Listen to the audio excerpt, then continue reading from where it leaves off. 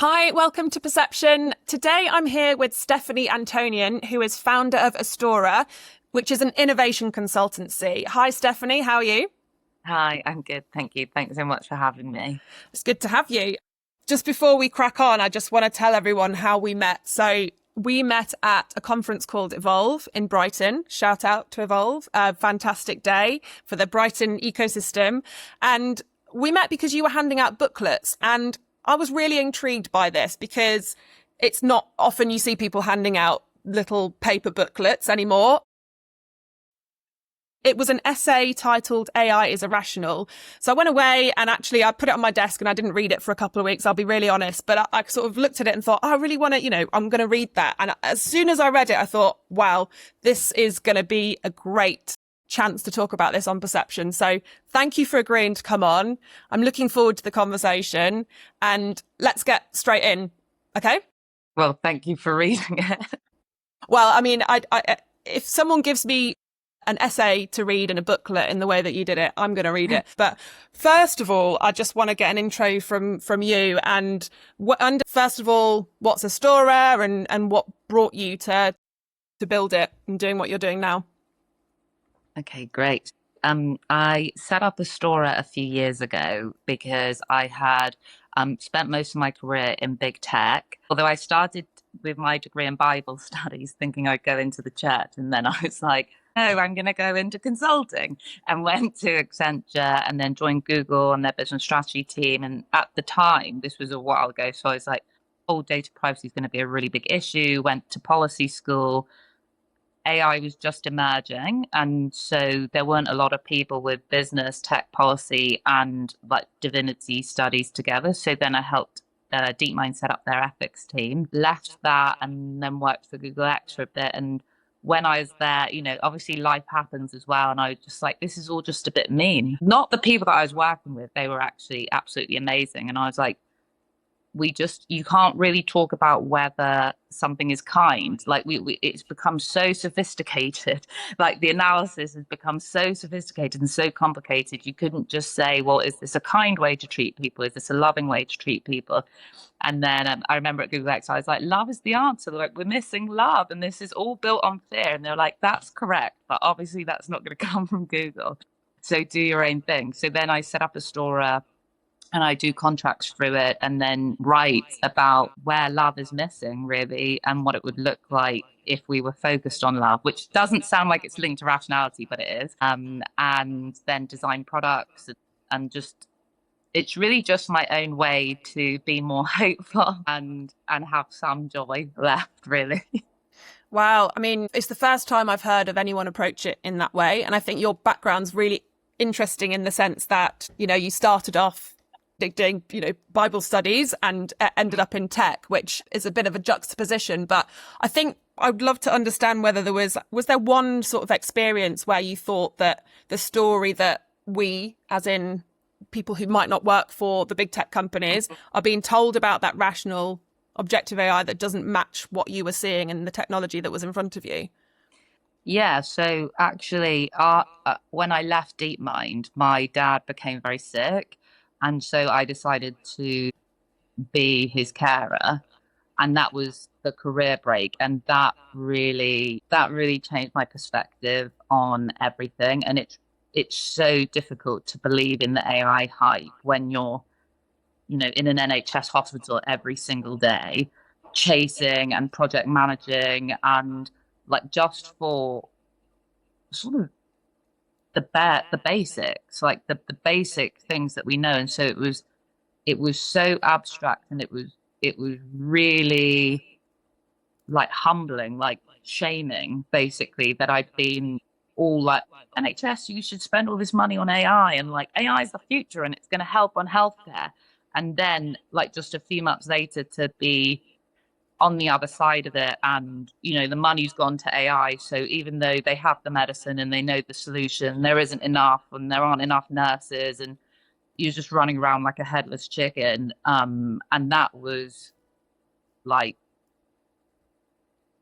the most shocking thing that I had experienced, and like the most shaming thing that I had experienced, because it was like, I don't want to, I don't want this for my dad, and I don't want to inflict this on anybody else. Yeah, wow. It's kind of that perception versus reality piece, isn't it? And I guess if you're sort of in something and you don't have a kind of front row seat to actually what's going on in real life, I guess that's sort of what came up for me. But yeah, sorry to hear. But also, it sounds like it was, I always say every negative comes a positive. So it sounds like there was something that flicked and it's taken you on a better direction for you personally. So yeah, and that's it's what a it sounds luxury like. to be able to be with someone like in their final months, and there's a lot to be grateful for. So it was difficult, but it was a luxury, and it definitely changed the way I viewed the world and tech. Yeah. And it goes back to the human and love again. Those two words stand out for me when you're talking. It's kind of, we need that human element in life and we need love in life. So yeah, I mean, thanks for sharing that as well. Like it's a very good way to understand how you pivoted. Can you just give a brief overview of what the essay is about? Because I think that's going to really unlock some of these questions that I'm going to ask. Okay, I'll try to do it justice. But basically, the essay is about AI and rationality, and what it talks about is how we imagine AI as classical AI, which was this tech that once existed, and we had this big culmination when when Deep Blue beat Gary Kasparov, and that was this big moment of tech taking over the world and surpassing humanity. And actually nobody really cared, and it didn't generate the returns that people expected, and like IBM, they're doing well, but they're not at the top anymore. Gary Kasparov sort of became immortal, chess became more popular than ever, and so it didn't have this like doomsday effect that people imagine. We say AI has come back now, but actually it's a different type of AI. It's called machine learning, and that's a fundamentally different vision to classical AI. Classical AI was all about rationality, and machine learning is all about irrationality. And so, because they're both in computer science, the same way, Catholicism and atheism are both under religion, we put them together and we merge them together, and we don't quite understand the differences, and we don't know whether we're using one or the other. And that's leading to loads of confusion and like a really big mess, basically, overall. Yeah. The just juxtaposition and kind of two different parts coming at it from people's not understanding that it's actually two very, very different things. I think that's something that definitely needs to be educated. Yeah. When you see people who are describing AI as rational, first of all, who is talking about AI being rational, and what do you think they think that is happening inside the machine? Yeah, I mean, I think a lot of the big tech companies are describing AI as rational, and I think it's very difficult to differentiate between AI and machine learning because these big tech companies are also the biggest advertising companies in the world. And, it's been muddied very, very well and very intentionally. So unless you were working closely on it, it's quite difficult to even think about there being a difference, or unless this was your field of expertise. And I think the reason why it's pushing this big rationality piece is for marketing, really, to sell this tech, to get it into all the businesses. And it's really just a sales play. I mean, if you were like, oh, this is different from classical AI, and it's really just about merging patterns, and actually the best use case is targeted ads, which conveniently helps our business model, you wouldn't really sell so much. You wouldn't quite get the hype that it's got now. Yeah. Yeah. Well, I mean, everything's a sales tactic in this world, isn't it? I think we have to. It's good to think like that, because otherwise we can get very sidetracked by it. I guess. Do you see the parallels between what happened when social media was in its advent, then, in terms of what happened with the story that they were telling versus what stories sort of the big frontier labs are telling? I think what's different on the story is when social media came out, although I was quite young, but not that I don't remember it, but it was more positive. It was like, we're going to connect everybody. You can be friends. You can find out who's single. And I was like 17 at the time when I got Facebook. That was really valuable information. Whereas now the narrative is very depressing. It's like these machines are more rational than us, and so they surpass us, and so we're rubbish and we can't compete. It's like, wow, this is all incredibly depressing. Yes, it is. It is pretty depressing, and there's lots of elements of it that are depressing. That I do think there is some for good, and we can maybe talk about that in a bit. But I want to also understand sort of your argument depends on a fairly demanding definition of reason, but I want to understand what for you sort of separates the calculation, prediction, reasoning, and judgment. That's a good question. I mean, the reason why I know about the rules of logic is because when I was in undergrad, you had to take extra courses, and I was such a bullshitter and was like, doing divinity and philosophy and thought it was so great. And I signed up to do logic and I didn't go to any of the classes. And I just thought, oh, at the end, I'll just write about Descartes or whatever. Like, it'll be fine. I'll just do the exam. Doesn't matter. And I failed because when I got to the exam, it's all equations. And I was Oh like, no. what? There wasn't even an essay question. So I was like, shit. So then I had to do spend the whole summer studying to go and do the resit, which I didn't do well in. But so it always stayed in my mind that you can't bullshit logic and reason. Like, it's like maths.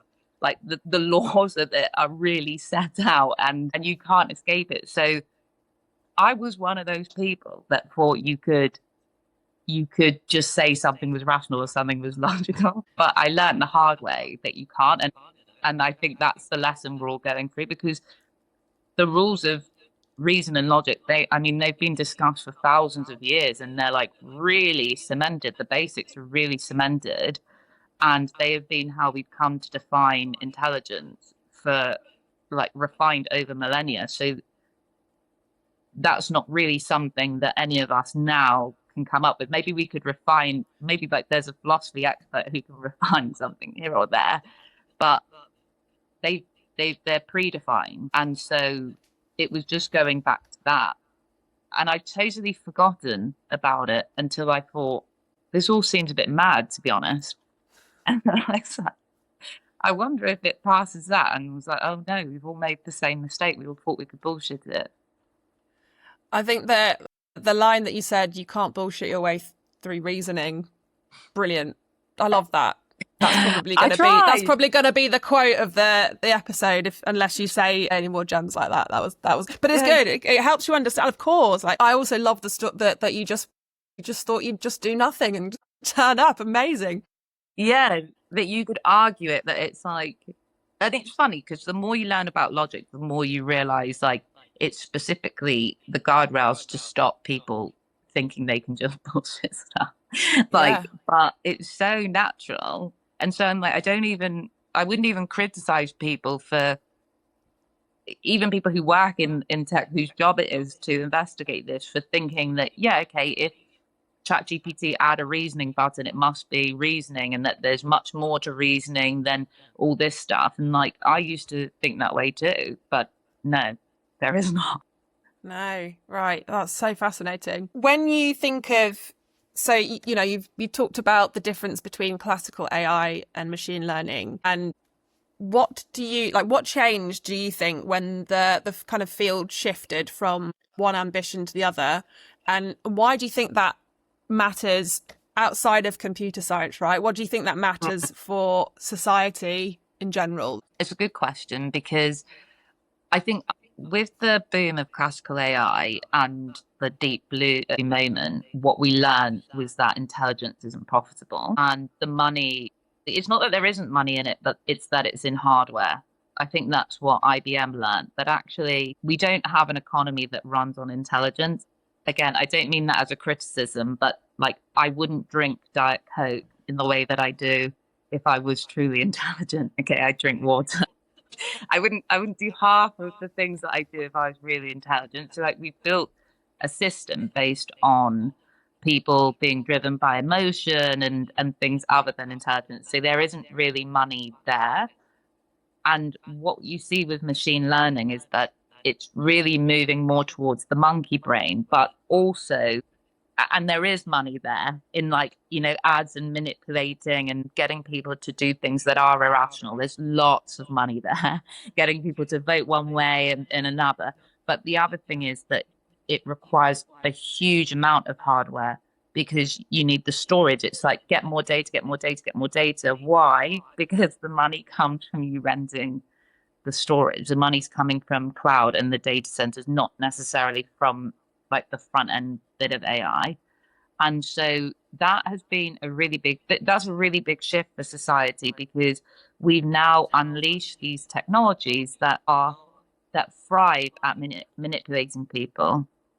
And manipulating is like a really heavy word because it's not like it's even intentional in that way, but they understand how to influence behavior, and for whoever pays the most gets to influence it in the way that they want. So that's the big crisis, really, in that this tech understands. We've come to understand that we don't have money and intelligence. We have money. There's so much money to be made in irrationality and in huge hardware. And so that's what's happening now. Everyone's being called to get more data, to use more tech, to need more data center space in the hopes that they can manipulate their consumers to do what they want. But ultimately,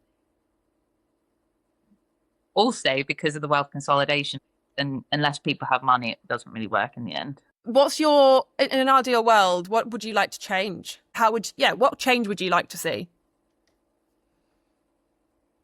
Another great question. What change would I like to see? I used to be anxious and scared about all this stuff, but now I'm quite relaxed because systems like this always destroy themselves by overplaying their hand. Like it's never really policy or it's not policy or corporates and things that make change. Like they didn't bring down the Berlin Wall or give women the vote and bring, end colonialism. It's always just when people decide they're not buying into the story anymore and just go another way that change happens. And so I think what I'd love is more on the individual level for more people to let go of the fear of this technology and not buy into this damning story and just accept it as a product that can be used for some good things and can be used for some bad things and isn't an almighty, basically. So I think I would start it much smaller with just people letting go of the fear of all of this stuff, seeing it for what it is, knowing that they don't have to engage in it in that way. They don't have to give their power away. And I think that is the foundation of all the times that things have really changed in history. But I used to also be like, I got to write a policy. I got to save the world from this. And now I'm just like, I got to save myself. Yeah, I mean, it's hard to save the whole world. Yeah, but it's on everyone to do this now. I'm like, especially people who work on climate change, like to do this, save the climate. I'm like, oof, that's a big one. I meet so many people working in this space who are like, we need to come up with these policies, we need to come up with these laws, and they are important, but it's like it's like I've come to learn it's an inverted ego where you think that like what you're going to do is going to save people, and it's all gone incredibly dramatic. But again, I was that person because I was like, when I was on DeepMind's ethics team, I was like, the responsibility is on me. I got to do this. I got to get this right. And yeah, it's all a bit But I guess silly. that's why you were in that role, right? Like, I don't know if you would go into one of those roles if you didn't want to make the change, right? But then I guess you probably, well, look what's happened in your world. I don't think it's maybe I'm wrong. I don't know. I'd assume so. Think it's bad to want to help people, but I think what I wasn't willing to look at was my own inconsistencies and limiting beliefs, and like I wasn't willing to look internally first before helping other people. So it was a bit like preachy because now I'm like, well, who was I to think that? There was so much in that I had given my power away to this big story of tech, and then was like, oh, now let me save everybody from it. Whereas like it never had to destroy anybody to begin with. Yeah. I think you You had a very big epiphany, didn't you? Sounds like Yeah, I know. a lot of questions, but it's good because you've obviously, you've got self-awareness in abundance. Clearly, a lot of people might not have self-awareness in abundance. So I think it's just, interesting to me to sort of hear you talking about it. And I love self-aware people. It's great, but it's also a skill to be able to sort of, you said, take yourself out of it and like ask yourself the questions to think about what it meant for you. And I think that's an amazing way of starting it, because if you relate it to anything in life, I used to say you can't be truly happy and give someone else happiness if you can't be happy by yourself. Or, that's kind of one of the things it's a similar sort of way of thinking about it. But Yeah. I think it's a good thing to be able to do that. Yeah. And that's why we're all here, like, how are we going to make the world better? And it's like, well, how do we make the people who we sit next to, whose lives bearable? Like, let's start there. Like, Yeah. You would imagine that those teams would be the happiest people in the world. Like, to do the job well, you'd have to be full of joy, really, to spread it around, not full of anxiety and panic and fear, because that's just what moves forward. Like, then that's what gets shared. But I digress. Yeah. And so it kind of leads me on to the next question, which is, so you're connecting the rise of AI with loneliness, falling life expectancy, carbon use, and war. And while these things do happen alongside AI, how do you distinguish the effects of the technology from sort of business models, political choices, and the institutions that are using it? Well, the tech itself is like neither here nor there. Like, it's got no value or like moral judgment to it. It can be used for great things, it can be used for awful things. And it's a bit like, it's funny that I did Bible studies because it feels so relevant. It feels like the most relevant degree you could do for today. It's a bit like God. God can mean anything to people, and you can use God as an excuse to start war, but you could also use God as your motivation to feed the hungry and do like wonderful things. So, AI now is sort of, it's this abstract term that can do anything and mean anything. And it's really the systems that we put it in that turn it into something really negative. But, even when I say machine learning, it's not rational. It's like, it doesn't mean it's not useful. It can still be useful. Like, there's still lots of cases where identifying patterns at a mass scale is really, really valuable. It's just knowing how and when to use it. But when we put it into these systems, it is going to cause catastrophe. And we like to blame people like the tech leaders, and we're like, oh, you're all so evil and blah blah, but it's really not like that. Like, if you create some tech and you put it into the markets, the incentive structure is such that it will become exploitative. But that's not you, like, that's a whole system. And there are problems with our system. Like, we know that. And we know that we are heading towards catastrophe because of the way our system's set up. So, like, we know we're heading towards climate catastrophe. We know we're looking towards a nuclear war, or like, we know we're looking at huge wealth inequality. And so ideas that systems that will identify patterns and then put you on that track aren't particularly helpful, because like, we don't need what's probable. Like, we need what's possible. We need something totally like out of the blue, like some miracle basically to come and set us on a new track. So it doesn't really matter what tech we build, and it doesn't even matter if we come up with the most amazing rational system or like AGI or whatever. Yeah, as soon as it touches the current marketplace, it's exploited. It's like, it's baptized with oil basically. It's like, it just couldn't, it has no chance to do well. Yeah. Wow. Baptized with oil. You're coming out some absolute gems today. I love it. Yeah, but it's like, that's why it's tough, because people want to blame the tech leaders and they want to be like, they're evil or they're whatever. And like, they're actually quite nice people. Yeah. I mean, it's good to hear you say that, because for people who don't work in the industry or don't really spend their day to day learning about what's going on in the industry, which is having massive impacts on XYZ, people, it's like, you can attribute this to lots of different things. People will look for the easy answer, and the easy answer is, oh, it must be the leaders of the tech companies who are the bad ones. Yeah. But it's good to hear that your rationale for why it's not necessarily them, and it's actually kind of part of a much bigger systematic problem. Yeah, like no one's that powerful by themselves. And the problem is, yeah, it's like in life, you always think you're doing good. Like in the moment, you always think you're the good guy doing good and helping people. And then later you look back and think, shit, was a bit of a dick, actually. Like I sort of messed that up. And you see loads of people leaving the tech companies, but also people who are still in there who are like really grappling with those things because they genuinely do care. Yeah. But like you think you're doing good at the time, and then there's all these unintended consequences, and it's overwhelming, or you do think you can change it or what have you, but it's like one mind can't hold like the whole systems of how the world works. And yeah, that's what I think is almost like even scarier, is that it's not like there's this evil group of people being like, I'm going to dominate the world. It's like people being like, wow, this is so cool. And I think it could be used for this and this and this. Wouldn't it be great if this? And then the rest happens. Yeah. Yeah. Story as old as time.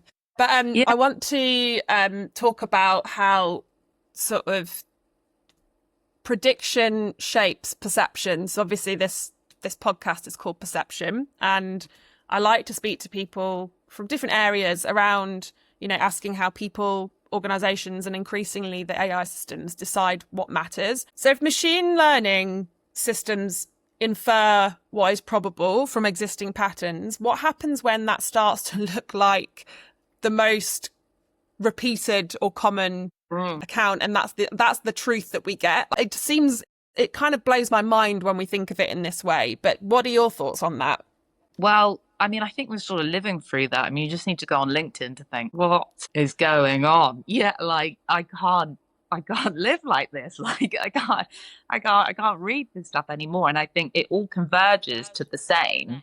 And you see it happening with the media and with the news, and it's like everyone's sort of saying the same thing. You don't really get that much diversity because it's not just the tech that's moving to it, but like the incentive structures are putting everything together. So even, for example, like it is mad that I'm the person who wrote the essay on rationality and machine learning failing the principles of logic. Like I had never read it before, couldn't find it anywhere. It is absolutely mental that I had the opportunity to write that, because there's so many philosophers. There's people whose jobs it is to be philosophers in AI, and there's academics in philosophy and AI, but it's all funded by big tech. So of course you can't say that.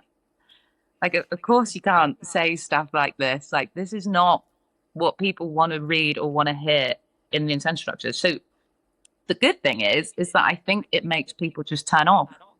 I think we just get so bored that people turn off and they look for more creative things. And so I actually think it's a bit of a good news story, because it means new people have chances to say interesting things, and the ideas could come from anywhere, and people are looking more and more for different stuff. So like, we connected because I handed you a paper essay. That's because like the reason why you read it is because there must be a part of you that's fed up of all the slop and all the bullshit that's being said. So I think when it converges, it's a bit, it's scary and it's depressing. But then on the flip side, we just all start looking for something else. We just go the other way. It swings on a pendulum. We're like, okay, I want something interesting, so I'm going to have to go to another source, and I'm going to have to find more original thinkers, and maybe I do like artistic. And so I think it's a wonderful time for creatives now, if you can hold your nerve, because it just means people will look for something else. And that's where, and on the business side, that's where it's quite difficult, because the more you embed these tools, the more you're aligning to convergence, which means the less competitive advantage you have, actually, in reality. Yeah. Yeah, and you just become reliant on them. You handed me a piece of paper that was in itself interesting to me. And what else? So it's, I'm bored of the slop. That's absolutely one thing. But I'm also, as a new business owner myself, I have never had to do what I'm having to do. All of the things that you have to do when you're starting a business. You have to be content creator, you have to do PR, you have to do, have to sell your services, you have to do everything, as you know. But I guess one thing that I've sort of found very overwhelming, it's not just the slop, but it's it's the, you're sitting behind a screen, which is a very small screen, and the world seems infinite and it's overwhelming because actually everyone's a creator these days. You don't actually know where to look, or it's just a sea of overwhelm, I think, online. So to have something physical, and like I said, I didn't read it straight away because I was, I had loads of stuff going on, but I put it on my desk and I looked at it and I went, oh, yeah, I need to remember to read that. So it's having that physical, and it was creative. And I really like the way you thought and you positioned it. So it's kind of takes me back to human. I met you in person. We didn't speak for very long, but I remembered you. I had this physical piece of content on my desk, which no, I've not had that for, I don't remember how long. And it was a different point of view, and it was clearly not AI slot. So there were three things for me that made it really powerful. And I really want to go back to, I just want to go back to the human. So I think conferences are very, important. I love the human aspect to it. And what I'm noticing is just more and more communities building, like in person, and more analog stuff. And I've seen more and more people spending less and less time online. And that's why I think it's like we don't need to be scared of this tech and anxious of this tech, because it kills itself. It has its own ending. Yeah, like, okay, amazing, you can make an app in 5 minutes, but like I can't have a million apps. I'm only interested in 10. So, it's got its own endpoints and it destroys itself by itself. So focusing more on what's more fun and positive, like building connections with people, building community, like doing things in real life, that's the way it's going. I mean, that's what I see. I don't even know. I don't even think this is a revolution. I think it's more of a renaissance, because the number of communities that are coming together is really incredible. Yeah, I also see that. I've been saying that for quite a while. Whenever I'm speaking to anyone about it, I'm seeing a real shift back to human and human connection. And I think, we had the pandemic. It took a while for, I think, people to get back to that mentality of getting back to face. Yeah. And I think people are just so fed up. Like, personally, I've been sat in a room for years now and on my own, and I don't like that anymore. I don't want to do it. I was also wanting to ask you, so as the AI systems increasingly mediate the discovery and comparison and recommendation, what do you think credibility means for a business or a person? What does a machine need to establish before that interpretation can influence a human decision? Just that it's correct, that the answer is correct. Sounds so simple. Yeah. Yeah. Does it give you the answer that you want? Like, because if it does, then it's great. That's fantastic. But like, if it's wrong, like 3 out of 5 times, 4 out of 5 times, 1 out of 5 times, like, you need to know that, because then you need to adjust. But if it's correct, it's fantastic. Yeah. The question is, how do we ensure it's correct? Well, you just got to like test how many times, like, you just do a test on it. I'm like, it's funny because people are like, oh, we got to explain how the model works. We got to do all these difficult things. And it's like, no, we don't. Just look at the endpoint, and is it useful? Is it not useful? Like, you can search on ChatGPT, like, ask all the things about your company 20 times and then look at how many times it was correct. Like, you can run small experiments to see how much you can trust it. And it's really interesting because there's so much talk about trust, but really it's coercion, because to be trustworthy, you don't have to talk about trust. You don't have to go and be like, I'm going to build everybody's trust. You just need to do what you say. Like, you just need to be aligned. Like, that's it. That's all it takes to build trust. Like, but when you have these huge marketing teams on like trust and safety, and it's really coercion, because you're basically saying, I've not built something that's correct, but I want you to trust me anyway. And it's like, well, just do it properly, do what you say, follow through, and that's it. People will trust it. I'm not saying you shouldn't trust a machine. Like, there's lots of things that I trust that I don't understand. Like, when I go to the doctors and I get prescribed medicine, like, I do not understand how the medicine works or what ingredients are in the medicine, but I take it, because I trust them. Like, or the building, I'm not like, oh, is this up to spec? Is it going to fall on my head? I'm like, no, okay, don't understand this stuff.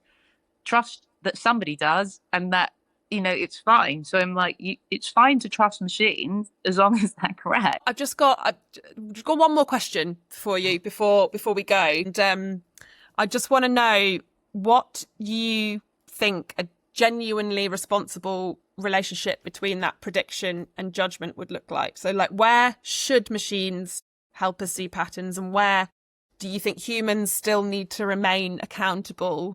Like, goes back into that thing about trust, doesn't it? Like, how much should we trust machines versus not?